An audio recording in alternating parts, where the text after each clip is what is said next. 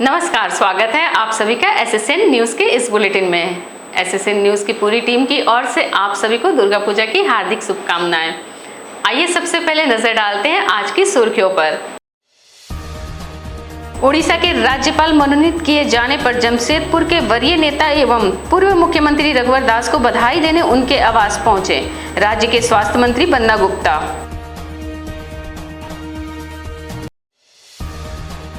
विधायक दल के नेता चुने जाने के बाद अमर बावरी पहली बार जमशेदपुर पहुंचे, जहां भाजपा कार्यकर्ता ने गर्मजोशी से उनका स्वागत किया।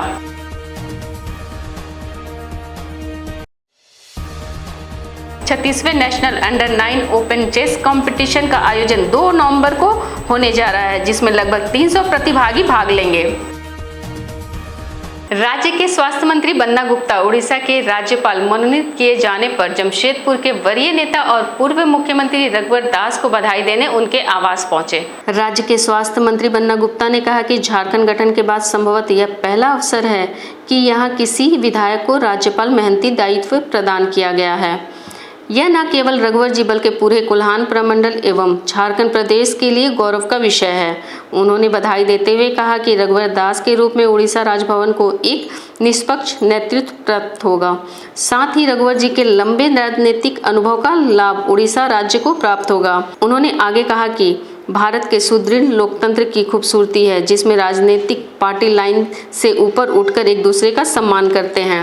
निश्चित तौर पर यह जमशेदपुर के लिए बड़े गर्व की बात है कि जमशेदपुर से एक जनप्रतिनिधि को इतनी बड़ी संवैधानिक दायित्व दिया है। तो निश्चित तौर पर हम सभी लोगों का दायित्व है कि हम राजनीतिक दुर्भावना से ऊपर उठकर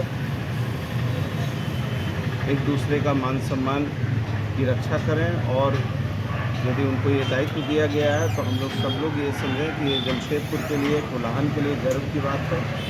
और निश्चित तौर पर मैं आशा विश्वास करता हूँ कि वो अपने संवैधानिक दायित्वों का निर्वाह बहुत ही निर्भीक और निष्पक्षतापूर्वक करेंगे, और उनके जीवन के दीर्घकालीन राजनीतिक अनुभव हैं उसका लाभ भी उड़ीसा के जनता को प्राप्त होगा।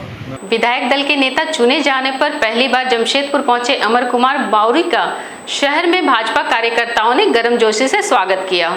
जमशेदपुर भाजपा जिला कार्यालय और जगह जगह पर अमर कुमार बावरी का कार्यकर्ताओं ने स्वागत किया। वहीं अमर कुमार बावरी ने कहा कि पार्टी ने जो दायित्व मुझे सौंपा है उसको बखूबी निभाएंगे और लोकसभा तथा विधानसभा चुनाव में अच्छा प्रदर्शन करेंगे, सरकार बनाएंगे। पूरे परिवार के लोग एक साथ मिलकर उस दायित्व पूरा करने का पार्टी ने जिम्मेवारी की है। यह 4 साल पहले भारतीय जनता पार्टी का अवसर मिला, लेकिन 4 साल तक सरकार ने विपक्ष की आवाज़ वायरल रखी। यहाँ नेता प्रतिपक्ष न होने से कई एक वैधानिक मुद्दे गौण रहे। विधानसभा में जो जनता के मुद्दे जिस तरह से उठने चाहिए थे, उससे सरकार ने अपने आप को इस प्रकरण में कवच के रूप में अपने आप को बचाए रखा। अब 1 साल बचे हैं, पार्टी ने जो दायित्व दिया है, निश्चित रूप से 3.25 को झारखंड की जनता के जो प्रश्न है, जो विषय हैं, जिसको इस सरकार ने लगातार उपेक्षा करने का काम किया है, इसकी जो गलत बयानी रही है, इसका जो भ्रष्टाचार रहा है, इसका जो लॉ एंड ऑर्डर फेल्योर रहा है, इसकी वादा खिलाफी रही है, युवाओं के नौकरी और बाकी सारी चीज़ें जो हैं, सारी चीज़ों को लेकर के हम सदन के अंदर हम लोग लड़ेंगे।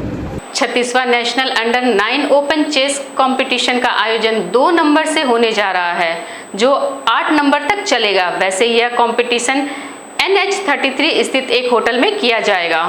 उधर इस कंपटीशन में देश भर के लगभग 300 खिलाड़ी भाग लेंगे। वहीं कंपटीशन को लेकर झारखंड चेस संगठन ने अपनी तैयारी शुरू कर दी है। उधर चेस को लेकर आज एक कॉन्फ्रेंस का आयोजन किया गया। उपायुक्त मंजूनाथ भजंत्री उपस्थित हुए। उधर कंपटीशन में जमशेदपुर सहित कोल्हान के सभी जिलों के खिलाड़ी भाग लेंगे। उन्होंने बताया कि 2 नवंबर से 8 नवंबर तक जमशेदपुर शहर में 36वां राष्ट्रीय chess championship under 9 classical format में यहाँ ऑर्गेनाइज़ किए जा रही है, और ये हम सभी लोगों के लिए, जमशेदपुर वासियों के लिए भी और झारखंड के लिए भी हम लोग गर्व की बात है। और इसके लिए, इसको सफल संचालन के लिए झारखंड के चेस एसोसिएशन, फिर उसके बाद यहाँ हमारे जमशेदपुर और सरायकेला के भी चेस एसोसिएशन के जो ऑफिस बेरर्स हैं, उपाध्यक्ष जी हो गए और हमारे सचिव अजय जी और टाटा स्टील भी हम लोगों को मदद कर रही है। इन सभी लोग मिलकर हम लोग इसको सफल संचालन के लिए इसका प्लानिंग कर रहे हैं। और उसी के कड़ी में आज आप लोगों ने जो देखे हैं कि एक मैस्कोट का लॉन्च किया गया, जिसमें दरी जो है एक टाइगर जो है, टाइगर को डिपिक्ट करती है, एक प्रिसीजन और एक स्ट्रैटेजी जो चेस का एक सिंबल है। और इसके माध्यम से हम लोग कोशिश करना चाहते हैं कि ये बच्चे जो है ज़्यादा से ज़्यादा इसमें प्रतिभाग लें और बच्चों में इसके बारे में ज़्यादा इंटरेस्ट भी जागे। और लगभग 300 से भी ज़्यादा बालक बालिकाओं ने ऑलरेडी इसमें ये एनरोल कर चुके हैं। अनुमंडल क्षेत्र के चकुलिया में मां दुर्गा की पूजा के लिए भव्य कलश यात्रा का आयोजन किया गया। सैकड़ों की संख्या में कुंवारी कन्याएं और महिलाएं दलमा के प्राकृतिक नहर से माथे पर कलश लेकर शोभा यात्रा के लिए करीब 3 किलोमीटर पैदल चलकर दुर्गा मंदिर पहुंची और पूजा का शुभारंभ किया। वहीं पंडित लालटू देव ने विधिवत पूजा अर्चना कर पवित्र दलमा नहर से माथे पर कलश लेकर शोभा यात्रा का शुभारंभ किया। भजन कीर्तन व गाजे बाजे के साथ जय माता दी की जोश के साथ कलश यात्रा का काफिला मंदिर परिषद पहुंचे। वहां कलश स्थापना की। गांव व आसपास के श्रद्धालुओं ने बढ़ चढ़कर हिस्सा लिया।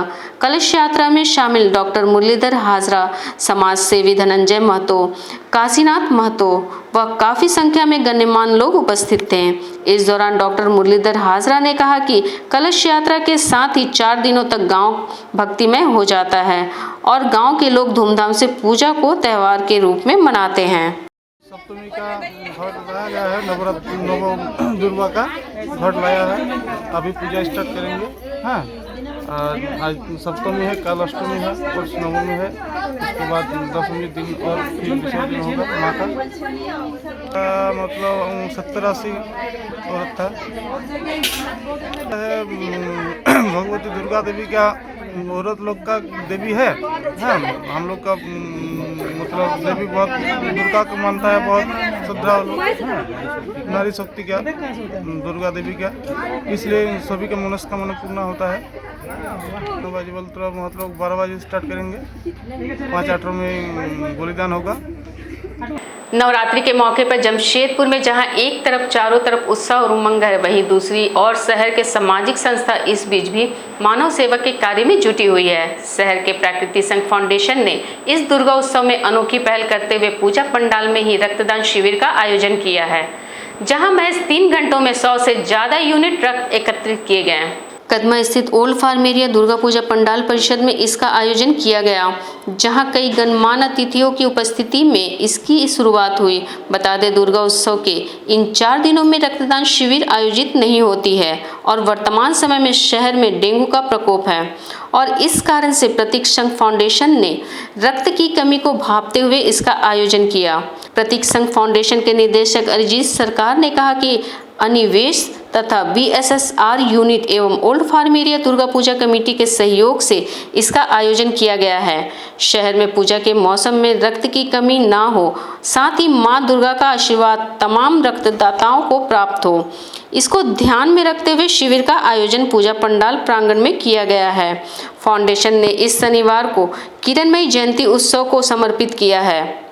वैसे आपको बता दें, ऐसा आयोजन जमशेदपुर में पहली बार की गई है, जहां पंडाल प्रांगण में ही रक्तदान किया जा रहा है। झारखंड के साथ साथ पूरे भारतवर्ष में ये पहला रक्तदान शिविर है जो महासप्तमी के दिन दुर्गा पूजा मंडप में ही आयोजित हो रहा है, क्योंकि शहर में जिस तरह से डेंगू का प्रकोप चल रहा है, अभी लगभग 4-5 दिनों तक कोई रक्तदान शिविर नहीं है। तो जमशेदपुर ब्लड सेंटर के लिए भी एक इस समय को पार करना बहुत थोड़ा सा दिक्कत का सामना कर रहा था। तो जैसे हम लोगों को मालूम चला, तो हम लोगों ने आस्था और मानव प्रेम को साथ रखकर और प्रतीक संघर्ष फाउंडेशन, BSSR यूनियन और अन्वेषा ने एक पहल करते हुए कई पूजा कमेटियों के पास इसका गुजारिश रखा कि एक रक्तदान शिविर आयोजित करने के लिए, लेकिन कई ने व्यस्तता कहा तो कई ने इसे नकार दिया। लेकिन कदमा ओल्ड फार्म एरिया सार्वजनिक दुर्गा पूजा कमेटी ने इसको तुरंत मानव सेवा को सर्वोपरि रखते हुए अपने पूजा मंडप में ही इस रक्तदान शिविर का आयोजन किया गया। इस रक्तदान शिविर को बीएसएफ ने किरणमयी जन्मोत्सव के नाम समर्पित किया और आज लगभग 100 से 150 यूनिट रक्त इकट्ठा हम लोग करके जमशेदपुर ब्लड सेंटर को सुपुर्द कर देंगे, ताकि जो अस्पताल में इलाजरत है, जो जरूरतमंद, वैसे डेंगू मरीजों को इस त्योहार के समय भी रक्त उपलब्ध हो। आज के इस बुलेटिन में बस इतना ही। हम फिर हाजिर होंगे कुछ और नई खबरों के साथ। तब तक के लिए एसएसएन की पूरी टीम की ओर से मुझे दीजिए इजाजत। नमस्कार।